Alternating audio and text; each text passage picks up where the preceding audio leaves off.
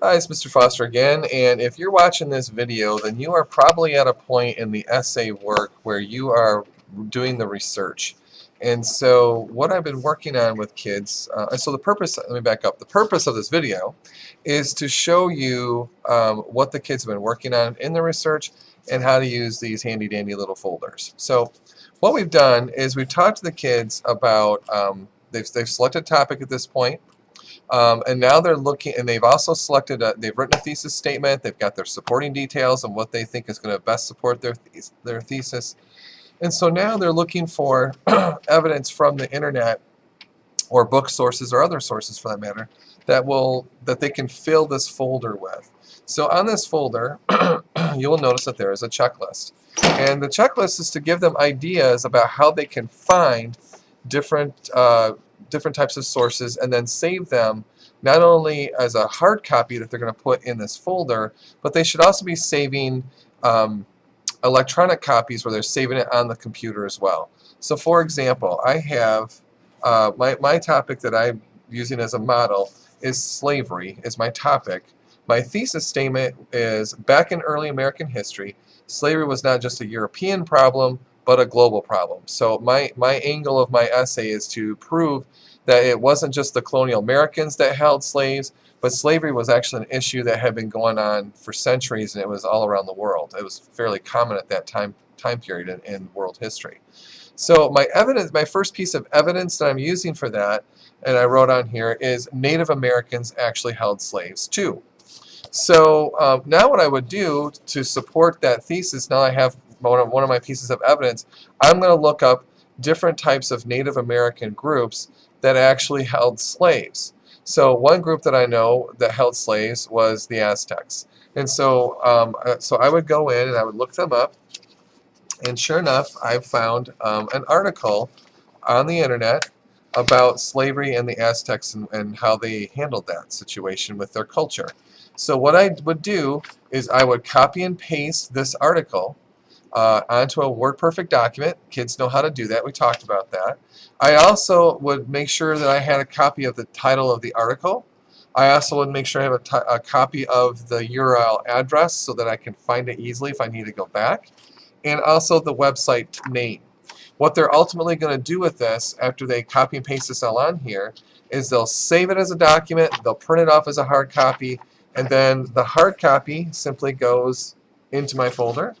So I take it and I pop it in here, and then and now I've got all the information that I need, and that's one of my pieces of evidence, and I find it on my little checklist down here, and then I just simply check it off that, yep, I've got that particular type of evidence. And then I look for something else.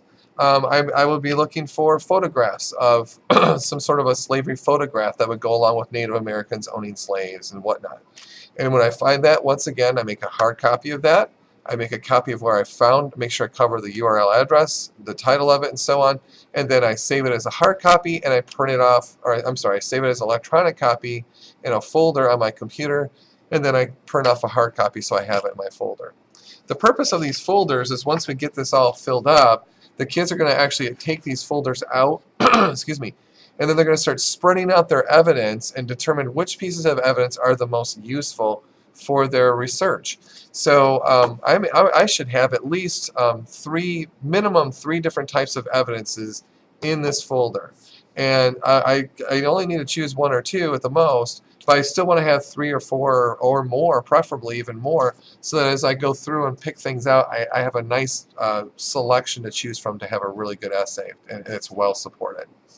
Ultimately, what will happen with these folders is we'll teach them how to lay that out, how to select and choose really good pieces of evidence, and then how to integrate that into their piece. Because obviously, if they pull an article like this, we are not going to copy and paste it and say this is our work.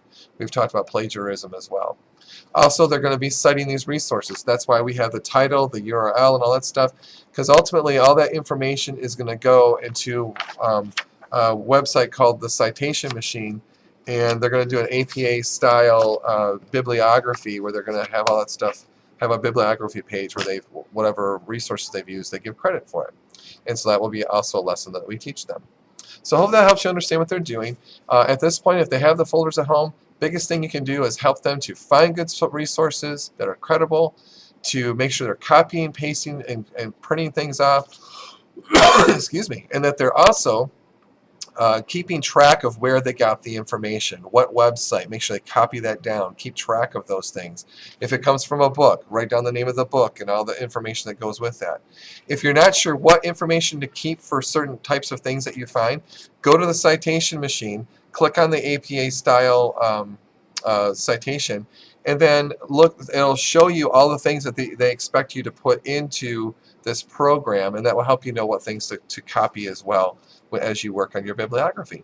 Hopefully this helps. If you have questions, as always, you can email me at foster_mj@elps.us. Otherwise, have fun, and hopefully you find some great information for your essay.